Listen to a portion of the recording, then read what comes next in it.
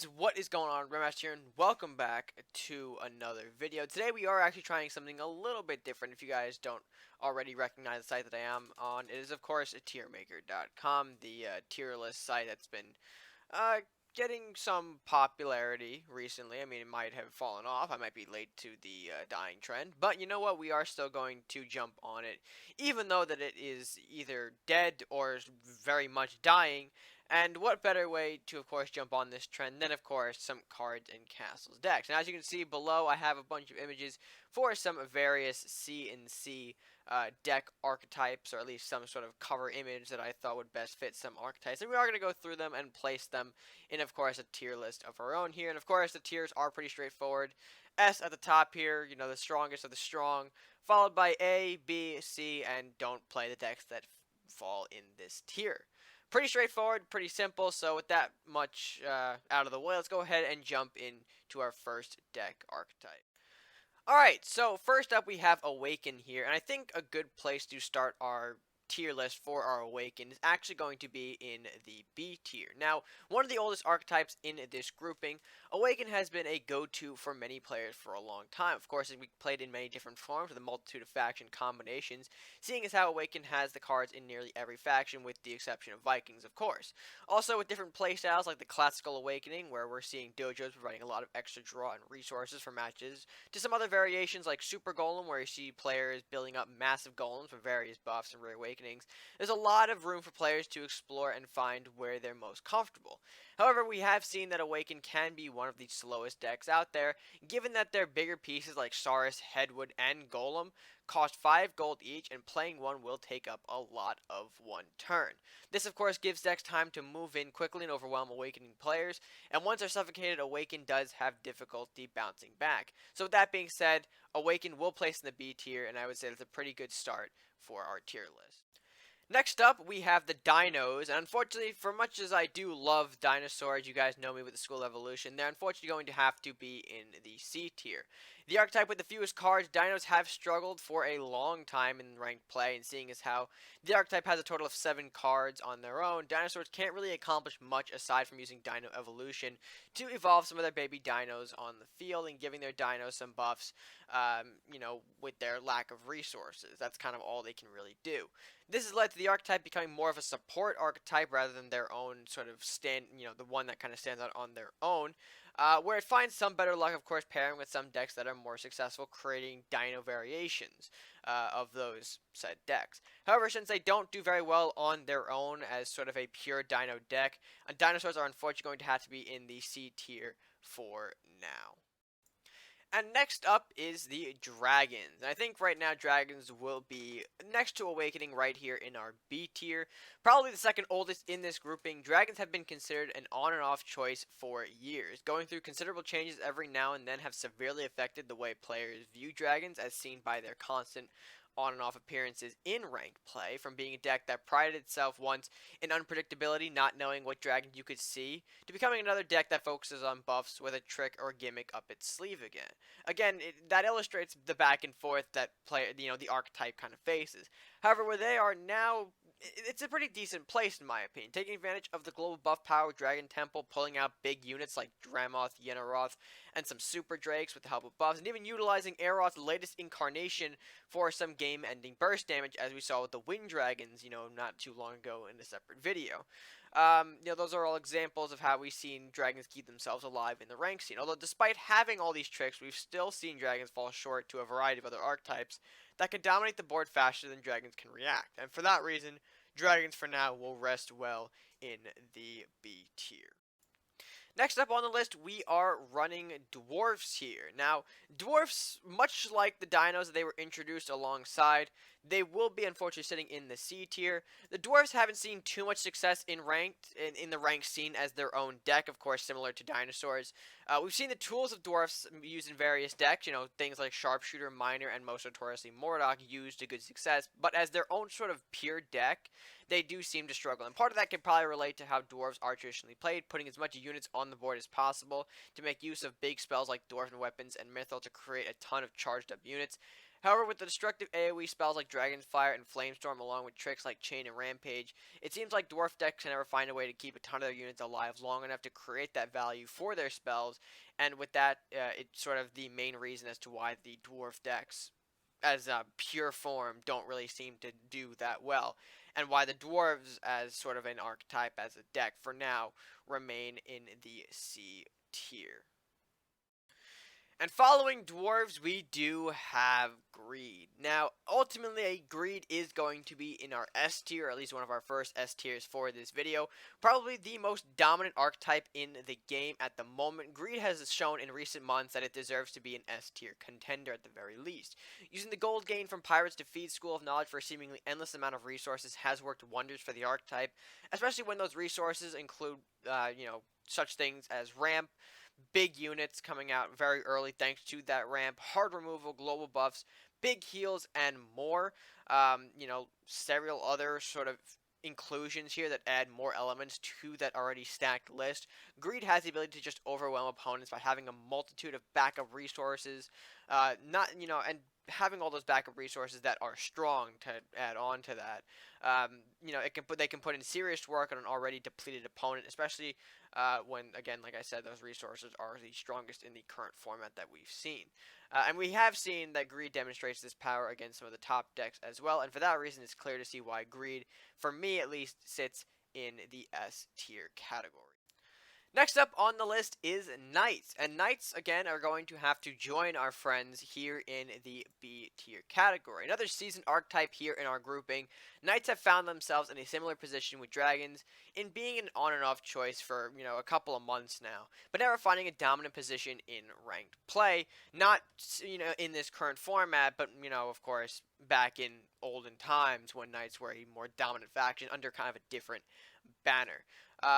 Although with Knights, they can't seem to find a reliable variation to kind of, in this current format, to kind of fall back on. It's a pretty big reason for their placement in this B tier category. There's been numerous variations on Knight decks, each with their own sort of varying level of success. That's not to say Knight decks aren't successful, though, as we've seen Knight decks pull wins out of against some of the more top contenders. With help from cards like Luminaris and Stables to bring some game-changing effects to boards that can set up Knights quite nicely.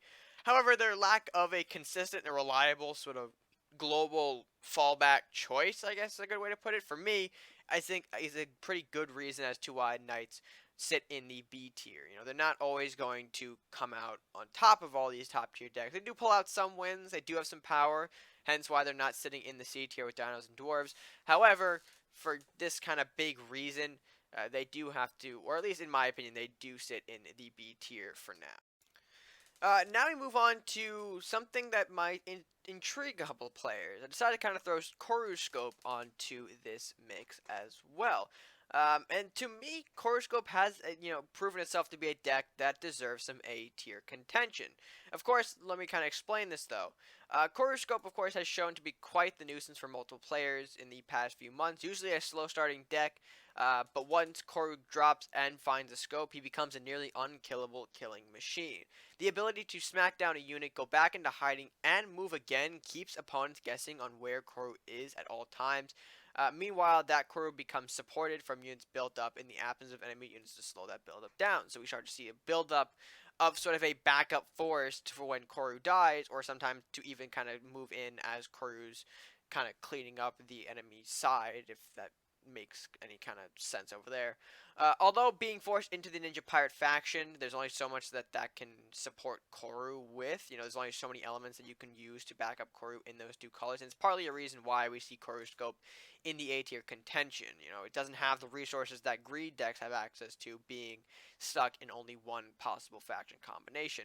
And another reason that, we are in an A tier for Coruscope is the fact that when Coruscope is, or at least Scoped Koru, I should say, is found, to make more sense there in grammar, when he's found and kind of removed, these decks often have a tough time recovering, since the Scoped Koru is ultimately what the decks build themselves around. It's kind of their star of the, it's the star of the show, if you will, and once they lose that, the support, like we mentioned, isn't too strong, it isn't too popular, it's not, I would say they're not on the level that some of the other support cards in other archetypes, have. They're not, if you kind of understand what I'm getting at there.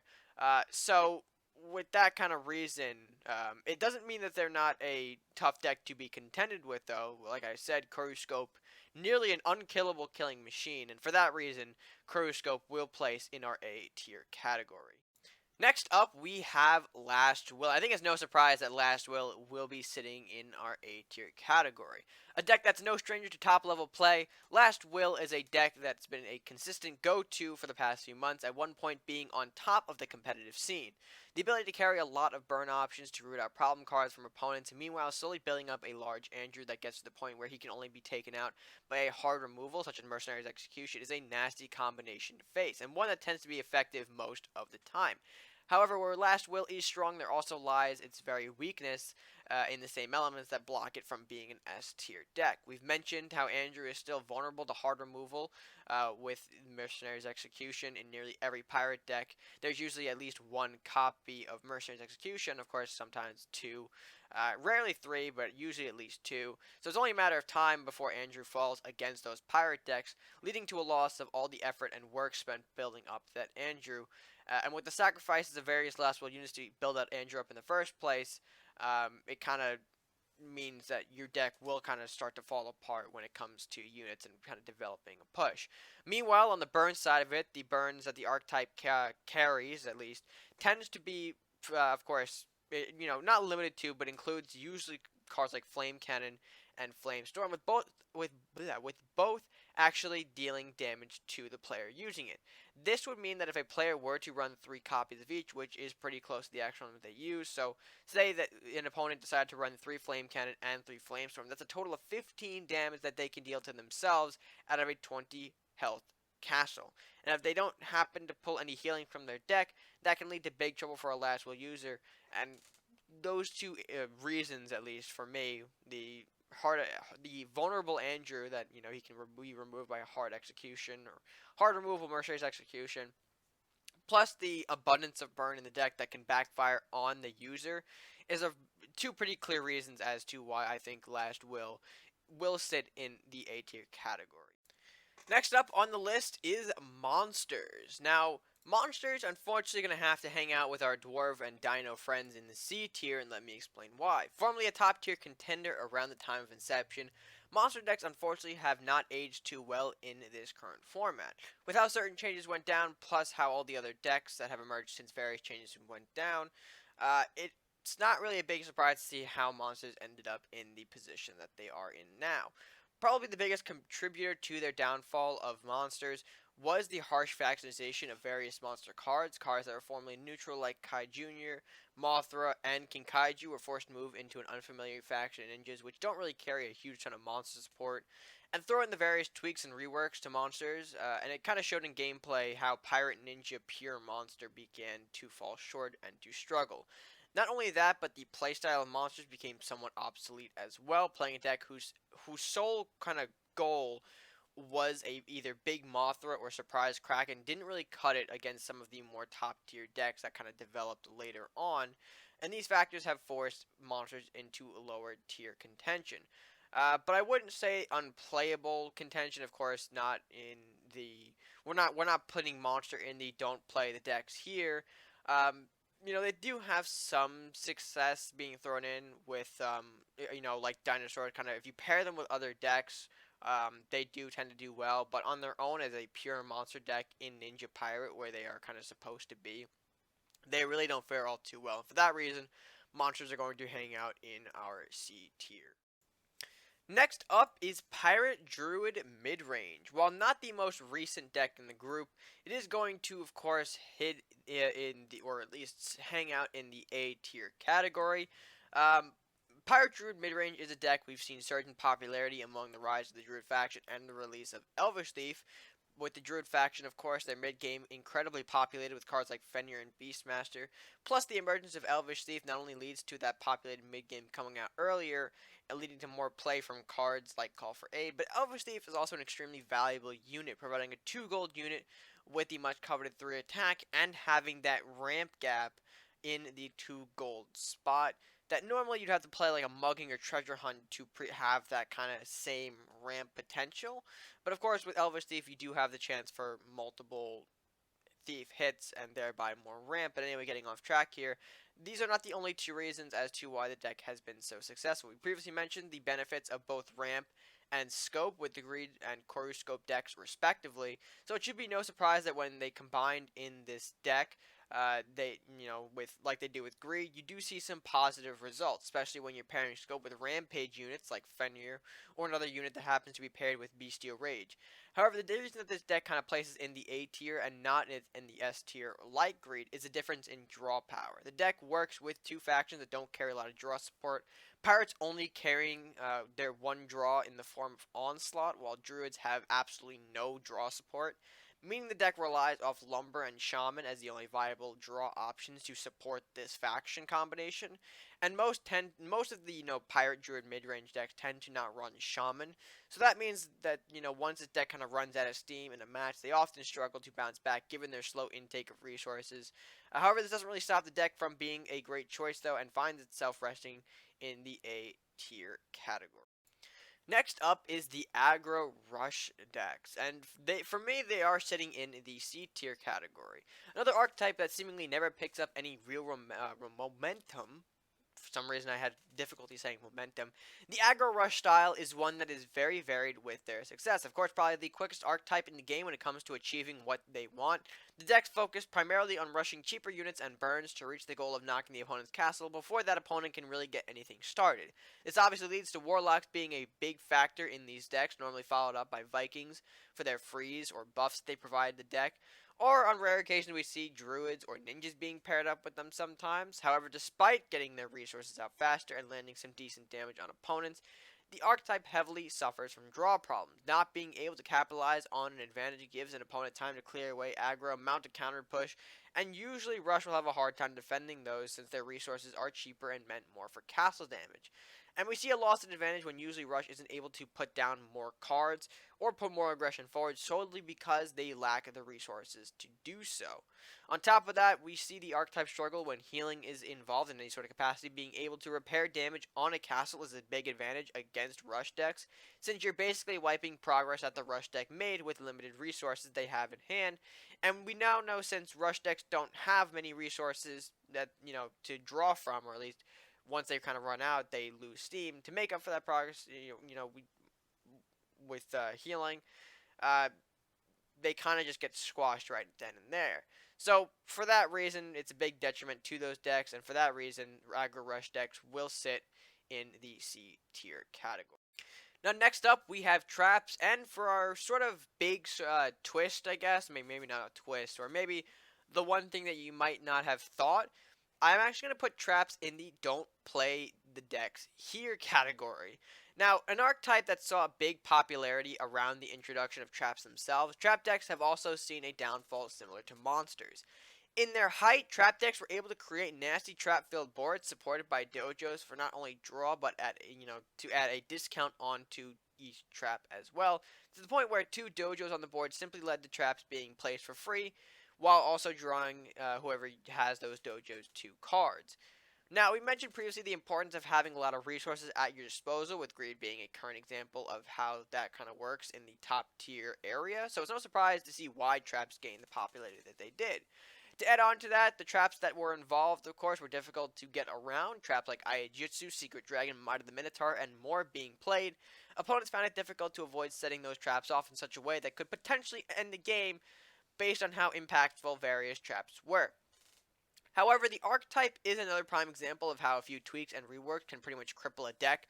Primarily changes to both Dojo and Secret Dragon were sort of the prime felonies, or what's the word that I'm looking for? I guess they were the prime factors, I guess we can call them, of basically why the trap deck kind of fell off. Dojo, of course, having its discount reduced, making it slightly harder to put more traps on the board, slowing down the draw as well. Meanwhile, Secret Dragon losing Stone Drake from their pool, meaning traps lose the potential for a big unit in the Stone Drake from that trap. Although these changes did play a big part in the downfall, another factor that can be attributed to the increase, Another reason for their downfall can be attributed to the increase in strength given to various trap counters. Lately, we've seen a big boost towards range units, which can avoid certain traps, like Aijitsu and sometimes Might of the Minotaur. We've also seen a slight increase in token-based cards, such as Hovel and Rat King, which are great ways to redirect trap surprises, since a lost rat doesn't really hurt that much. And since these elements are abundant in various decks across the board, it's no surprise that traps fell out the way that they did. And for that reason, I don't recommend anyone should play traps right now, so they are going to place in the don't play the decks that are here category. Next up is Undead Swarm, and for me, the Undead Swarm archetype is sitting in our B tier category. Now, we briefly mentioned the increase in token-based cards that I've seen over the past few months, like Hovel and Rat King, when we talked about trap decks. So, it's no surprise that a token swarm-based deck in the form of Undead has emerged because of this. Being able to flood your opponent with dozens of tokens can be frustrating, and combine that with the power that global buffs deliver, increasing the strength of every individual token, and some great cards from the Undead archetype like Rakanoth and Mordok, you get a nasty deck to contend with. Although there are two factors that severely impact this deck, and that's draw and mass burn. We mentioned before how draw can be a problem for decks, and unfortunately Undead Swarm suffers slightly in the same way.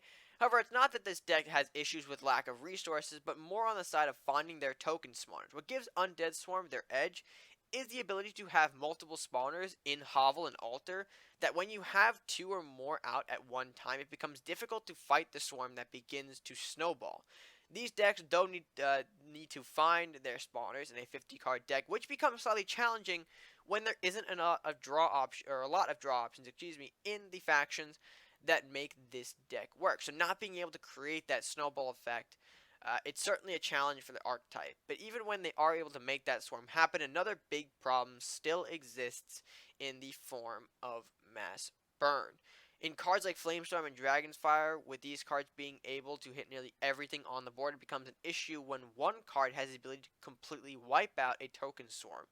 We see sometimes as well situations where the deck also can't recover once they lose their initial swarm and begin to fall apart fairly easily, forced to use their buff cards like Smith, Necromancer, and sometimes Bard defensively, and on not being able to rebuild the initial swarm with that initial strength like the first. So for that reason, Undead Swarm will place in our B tier category for now, given that they have a couple more issues than some of our A and S tier decks. Next up is what I'm calling Viking Pirate Good Stuff, and to me, this is another deck contender that is pretty qualified for S tier contention. Another very recent addition to this grouping, the Viking Pirate Good Stuff, is a deck that makes very good use of an ability we haven't really talked about much in this video, and that is Chain. Usually these decks will make very good use out of the chain elements in Viking, namely Temple and Lightning Blade, and a part of that is thanks to the ramp from pirates in cards like Elvish Thief and Southport Captain that we've already kind of mentioned, having huge impacts in other decks like Greed and Pirate Druid Midrange. Being able to set up an early Temple is huge, and when you also have token elements like Hovel and Rat King, that Temple, becomes much more scarier since it's affecting so many small units, and those small units, snowball to do exponential damage. But going back to Chain for a moment, I believe it's probably the deadliest ability out there since it can remove so much in a moment's notice, and it forces players to make unfavorable positioning choices since they don't want Chain hindering their game. And with an awkward position being forced, it gives the Chain player more control over the rest of the match. And of course, to add on to that, throw in some highlights from each of the factions, such as Scope, Hard Removal, like Mercy Execution, and Ramp from Pirates that we've already kind of talked about. Meanwhile, also kind of adding in some great materials from Viking, like Yenneroth and Spear Strike. Overall, we've seen the deck pretty much dominate on Cards TV, and personally, I don't think it's being stopped anytime soon. For that reason, it's going to place in our S tier category. Oh dear. Alright, well, next up is War Party. Now, to me, War Party is a deck that's going to hang out in our C tier. Now, for those of you who, of course, who've been with me for a while, you guys know I'm not a fan whatsoever of War Party, and as much as my bias would love to throw this into the unplayable tier, I'm going to rank it within the C tier. Now, much like Traps, this deck was pretty popular once War Party became a card and people started to kind of click and pick up on what it brought to the table. For 10 gold, of course, this card pretty much makes every unit in both hands free for one turn, which saw the emergence of Viking Crusader stall decks that built up their hands in a way that led to the spams of Yarms, Krakuses, Dremoths, and more. And once that happened, players couldn't really counter all of those big units in time and ultimately fell to the War Party. However, much like traps, tweaks and reworks were ultimately the downfall of this deck. We saw two key elements of the War Party decks take big hits from those changes. And of course, those two cards were Frozen Storm and War Party itself. Both cards came with an added cost of being forced to discard a card when played, which certainly impacted the playstyle of the deck in building up all those big units to kind of spam out and ultimately launch at once. In response, some decks opted not to play Frozen Storm to kind of combat this, weakening their stall, but that ultimately led to faster decks being able to overwhelm War Party before they even get a chance to play War Party itself. Although taking a big hit from these changes, War Party does continue to see scattered play with very mixed results, and when War Party is successfully pulled off, nothing seems to stop all those large units, and for that reason, War Party will place in the C tier category. So for some reason, I can't move Wotan back down here. Originally, I, you know, was meant to, of course, drag it back into the spot, but my recording did not cooperate with me, and now I'm forced to kind of have Wotan remain here. I can't move him back to drag him in again, so kind of ruins the surprise, but to me, Wotan is in the don't play the decks here category. I know we don't want to end it off on the downer of, a deck being put in the sort of lowest tier, but let me kind of explain why, despite it, being played constantly among Cards TV. We mentioned dragons and how they place in the B tier category. So personally, to me, when I look at Wotan, I think of dragon decks that lose the draw on Healing Crusaders and replacing that with a few more drakes in the form of Shadow Drake and Stone Drake, but also adding in a more difficult win condition in the form of Wotan. And seeing how you're supposed to transform a Drake to even summon Wotan in the first place, you kind of see the difficulty there. It's kind of an already risky deck when your win condition is, relying off of something else. Of course, that's not to say you're not going to have a Drake, of course, on you in the deck, but you still kind of see how Wotan can be risky to even get out on the board. Even though also there's a couple of good things from both factions that run Wotan, of course, the Vikings and Ninjas. There is some good things in there to support Wotan. Unfortunately, he can fall pretty easily at the hands of Burn, hard removal like Mercenary's Execution, or a really, really big unit. And once the win condition is lost, the deck have a pretty difficult time bouncing back from the loss of Wotan. And for that reason, personally for me, Wotan, as our final deck in this discussion, will land itself in our unplayable tier, the don't play the decks here category. And with that being said, guys, that's going to do it for this video. Our final rankings are as follows here on your screen. The ultimate tier, well, no, I guess it's not the ultimate tier list, but anyway, my tier list for various cards and castles, archetypes, or deck choices. This is kind of the opinion I came up with. Let me know what you guys think of my opinion by leaving your comments down in the comment section below. What you would change, what you would keep the same. Maybe you have a different thought entirely. Maybe I missed a choice that you thought should be on here. Again, let me know all those thoughts down in the comment section below. And while you're down there, if you haven't already done so, be sure to like the video, share with your friends, and of course, subscribe if you haven't done so already. Hit that subscribe button to show your support to the channel, all by clicking the subscribe button. And if you want to make one of your own, I encourage you all to make your own tier list if you have some different opinions, if you want to share your opinion with me. These are absolutely free to make. I think I might include this list down, or at least this kind of tier list down in the description below if you want to take another look. And from there, you, of course, can make or edit your own. So yeah, with that being said, I think that's going to do it for this video. Not really much from, me to kind of add on to that. So, with that being said, guys, until next time, stay gaming.